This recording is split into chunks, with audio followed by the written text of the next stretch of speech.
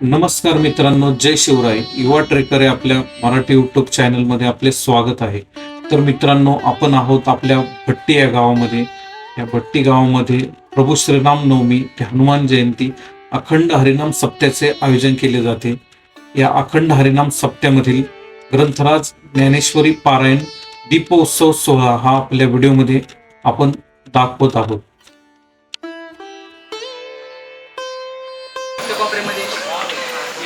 पुंडलिका वरदे विठ्ठल श्री ज्ञानदेव तुकाराम पंढरीनाथ भगवान की जय. माऊली ज्ञानेश्वर महाराज की जय. जगद्गुरु तुकाराम महाराज की जय. प्रभू रामचंद्र भगवान की जय. हे बघा, सुंदर या ठिकाणी आपण हे दिवे लावलेले आहेत. दीप प्रज्वलन आपण केलेले आहे.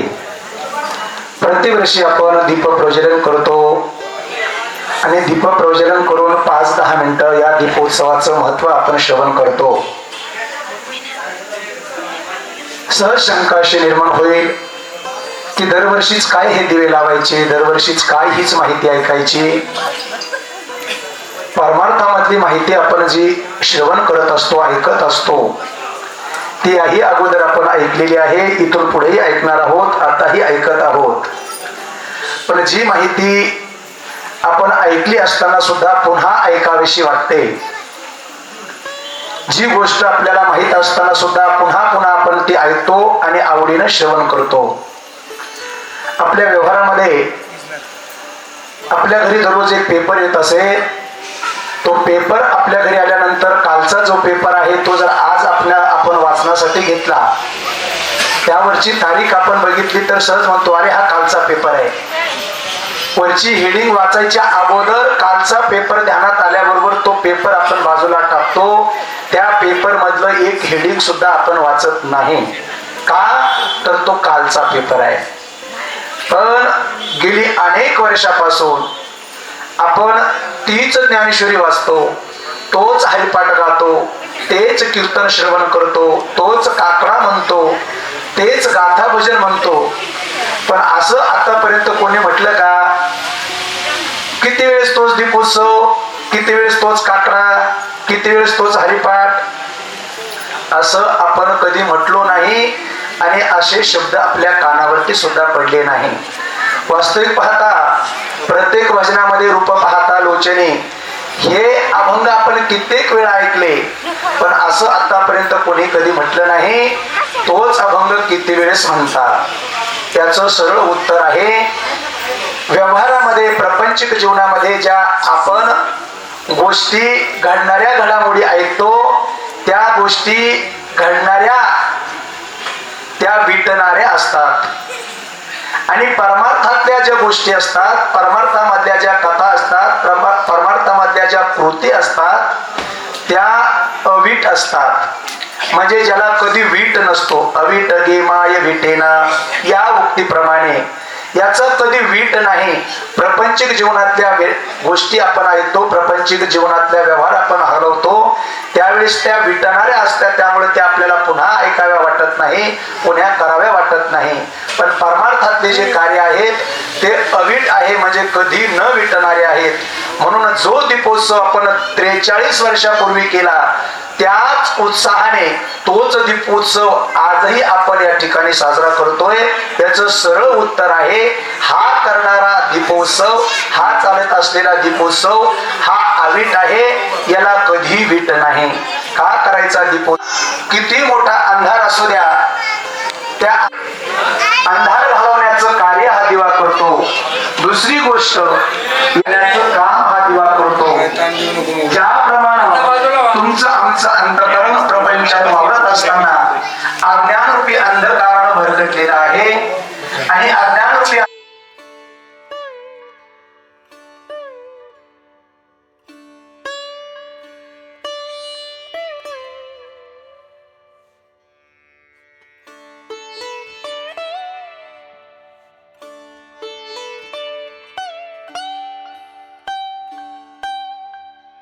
संताच्या विभूती देह कष्टवे ते परोपकारे जगाच्या कल्याणासाठी स्वतःचा देह जिजावणारे जे संत आहे, ती संताचीच संज्ञा या दिवाला सुद्धा शोभते. दिवा सुद्धा तेच कार्य करतो. दुसऱ्याला प्रकाश देत असताना आपण स्वतः हे ज्ञान जावं, तुम्हा आम्हाला प्रत्येकाला ज्ञान प्राप्त व्हावं या उद्देशानं ही ज्ञानेश्वरी या ठिकाणी सच्चिदानंद बाबाच्या हातातून लिहून घेतली. स्वतः ज्ञानोबराईने सांगितली. फक्त त्यासाठी एक पथ्य माझ्या जनाबाई महाराजांनी, नामदेव महाराजांनी सांगितलं. या ठिकाणी आपला भाव शुद्ध असेल, आपली श्रद्धा शुद्ध असेल. आमचा प्रपंचाचा एवढा विस्तार मोठा आहे, आम्हाला वेळ भेटत नाही. हे सगळ्यात 9000 ओव्या वाचण्यासाठी आमच्याकडे कुठे वेळ आहे? नामदेव महाराजांनी अशा जीवासाठी सुद्धा एक सरळ, सोपा आणि कमी वेळात उद्धार व्हायचा पर्याय सांगितला.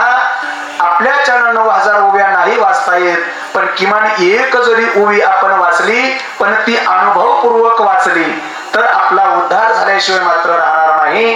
नामामणी ग्रंथ श्रेष्ठ ज्ञानदेवी, एक तरी उभी अनुभवाळी, या उक्तीप्रमाणे गेली 7 दिवसापासून चालत असलेला हा पारायण सप्ताह या ठिकाणी जरी असला, आपल्याला नाही या ठिकाणी येता आलं, पण आता मात्र एक होईना ओवी आपल्या मुखातून गायची, एक होईना ओवी आपल्या कानावरती पडावी, या उद्देशानेच हा दीपोत्सव आहे. या दीपोत्सवाच्या 2-3 ओव्या या ठिकाणी आम्ही पुढे म्हणणार आहोत.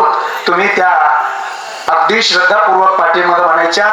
मच्छिंद्र महाराजांना अशी विनंती करेल, आपण 2 मिनिटं दीपोत्सवाचं महत्व या ठिकाणी सर्व ग्रामस्थांना सांगावं. रामकृष्ण. मंगलम भगवान विष्णू मंगलम गरुडध्वजा मंगलम पुंडरीकाक्ष मंगलाय तनोहरी. भट्टी ग्रामस्थ हा दीपोत्सव साजरा करतो. माझे ज्येष्ठ गुरुबंधू श्रीराम महाराज घरात आणि खूप गोड दीपोत्सवाबद्दल बोलले, तरी सुद्धा आज दीपोत्सव भट्टीचा पाहिला, समोर प्रभू रामचंद्राची मूर्ती पाहिली की असं वाटते मी भट्टीत नाही, मी अयोध्येत आहे. काय ती मूर्ती दिसते महाराज, काय मंदिर दिसते. स्टेटसला पाहिल्यावर असं एखाद्याला वाटतं की मी कधी एकदा भट्टीत जाऊन ते मंदिर पाहतोय. इतकं चैतन्यानं भरलेलं, एक तर भक्तीच्या सानिध्यानं परिपूर्ण असं भक्तिमय झालेलं वातावरण आपल्या या भट्टी गावामध्ये आहे. एकच ओवी सांगतो, मी अविवेकाची काजळी फेडो. महाराज म्हणाले, दिव्याच्या अंगी अपपर भाव नाही, भेद नाही, कसलाच नाही. संत आणि दिवा एकच आहे. जसं ही उपकारा करताच हे दिव्याची निर्मिती, दिवा हा उपकार करणारच आहे, वृक्ष हा उपकार करणारच आहे. वृक्षाच्या बाबतीत बोलत असताना ज्ञानोबराय म्हणतात, का लावणी जयाने केली, का खांडावया घाव घाली, दोघा एकची सावली वृक्ष दे जायचा. लावणाऱ्यालाही तेच फळ देतं, पाणी घालणाऱ्यालाही तेच फळ देतं, खाणाऱ्यालाही तेच फळ देतं. आणि दगड, आंबे आले, कैरे आले की दगड मारणाऱ्याला सुद्धा तेच फळ देतं. तसं संत इथं मंडपात आलेल्या सज्जनालाही तेच, दुर्जनालाही तेच. सगळ्याच्या अंगी दिव्याकडे अपपर भाव नाही. फक्त आपल्या मनोरूपी दिव्यावर, आपल्या ज्ञानरूपी दिव्यावर जी काजळी चढली, मी अविवेकाची काजळी. अविवेक म्हणजे अविचार, अज्ञान, आणि त्या अज्ञानरूपी काजळी आपल्या मनावर आहे, आपल्या जीवनामध्ये आहे. आणि ती जोपर्यंत अविवेकाची, अज्ञानाची काजळी झटकून टाकत नाही, तोपर्यंत आपल्याला दिवा दिसत नाही. तर योगिया पाहे दिवाळी निरंतर. ती दिवाळी दिसेल, तो दिवा दिसेल, ते चैतन्य दिसेल, ते ज्ञान दिसेल, पण कधी?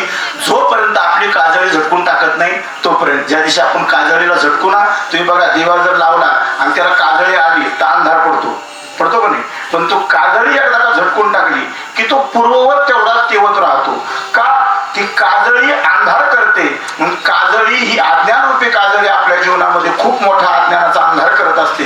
म्हणून एकच आज दीपोत्सवाच्या निमित्ताने सांगतो की आपण आपल्या हृदयामध्ये असणारा अज्ञान, आपल्या हृदयामध्ये असणारा अहंकार, आपल्या हृदयामध्ये असणारा अपपर भाव, आपल्या हृदयामध्ये असणारे हे सगळं षडविकाराला मूठमाती देऊन दिव्यासारखं चैतन्य रूपी जीवन आपलं कसं होईल याच्यासाठी प्रभू रामचंद्रांना सगळ्यांनी प्रार्थना करायची.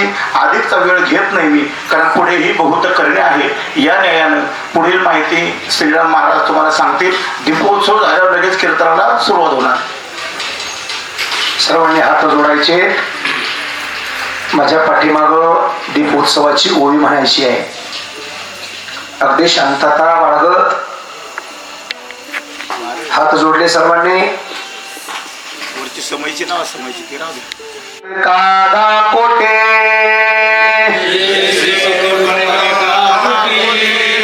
परिते थे कोटे मनो नये का घरचे उजेडो करावा हे नेनेची गा पांडवा दीप जैसा मी अविवेकाची काजळी घेते आणि मी कोणी खेळो निर्विवेक दीप उजळे तैलोकया पाहे दिवाळे निरंतर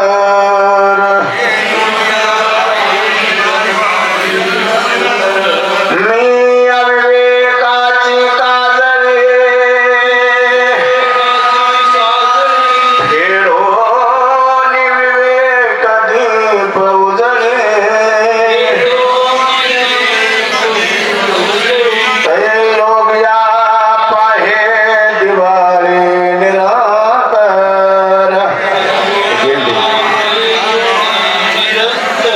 मी अविवेकाची काजळी खेळो निर्विवेक दीप उजळे तैयोगिया पाहे दिवाळे निरंतर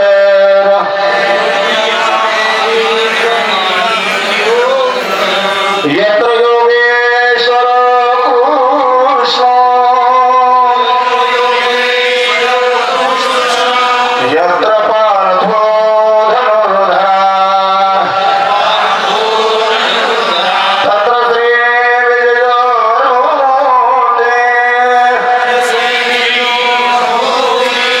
ध्रुवा नीतिर्मतिर्मम ध्रुवा नीतिर्मतिर्मम.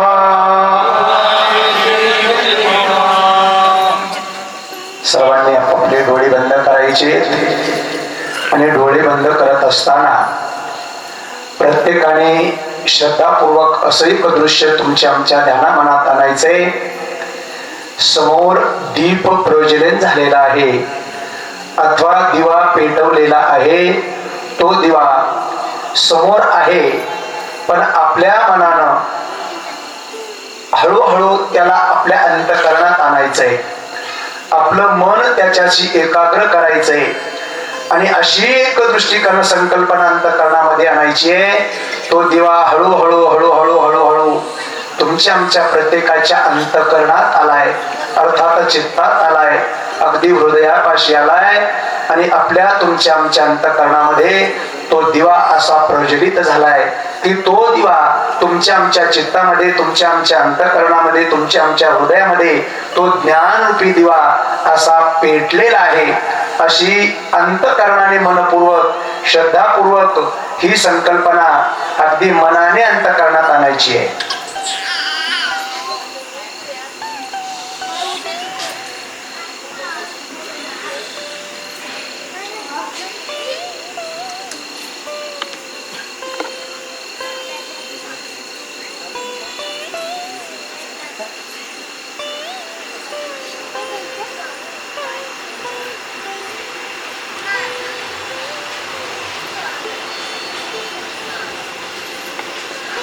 पुंडलिका ज्ञानदेव तुकाराम पंढरीनाथ भगवान की जय. माऊली ज्ञानेश्वर महाराज की जय. जगद्गुरु तुकाराम महाराज की जय. प्रभु रामचंद्र भगवान की जय. छत्रपती शिवाजी महाराज की, धर्मवीर संभाजी महाराज की, वारंजाईचा.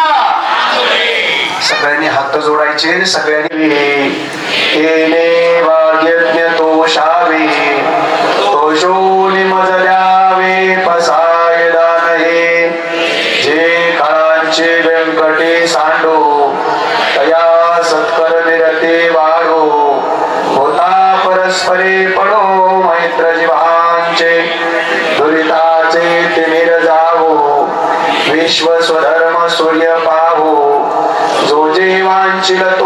राहो प्राणी जात वर्षत सकळ मंगळे ईश्वर निष्ठाची मांदियाळे अनावर्त भूमंडळे भेट तू होता चला कल्पतरुची आडव चेतना चिंतामणीचे गाव बोलते जे अर्णव पियुषांचे चंद्रमे जे आलांचन मार्तंड जे तापहीन हे सर्वा हे सदा सज्जन स्वैरे होतो किंबहुना सर्व सुखी पूर्ण होणे ते लोके भजे जो आदि पुरखे अखंडित आणि ग्रंथोपजीवे विशेष लोकीये दृष्टादृष्ट निजे व्हावे जे हेत म्हणे श्री विशेष राहावो हा होईल दान पसावो तेने बरे ज्ञान देवो सुख्या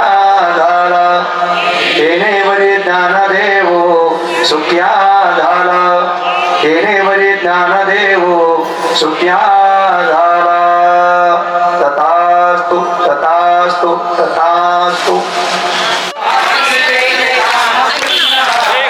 राम कृष्ण हरी जय जय राम कृष्ण हरी सगळ्यांनी बोला काय वाजवा श्रीराम जय श्रीराम जय राम जय जय राम जय राम जय जय राम श्रीराम जय राम श्रीराम जय राम जय जय राम जय जय राम श्रीराम जय राम जय जय राम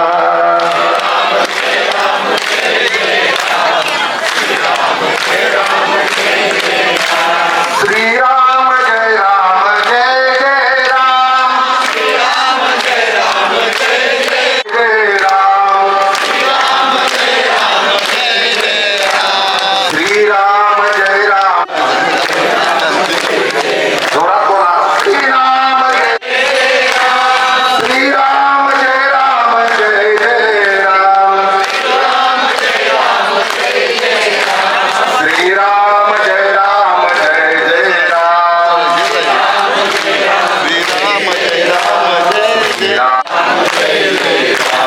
श्रीराम जय राम जय जय राम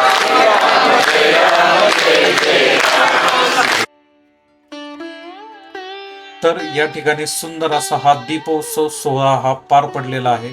आपण या ठिकाणी आपला हा व्हिडिओ संपत आहोत. आपला हा व्हिडिओ आवडल्यास आपल्या व्हिडिओला लाईक करा, कमेंट करा, चॅनलला सबस्क्राईब करा. धन्यवाद. जय शिवराय.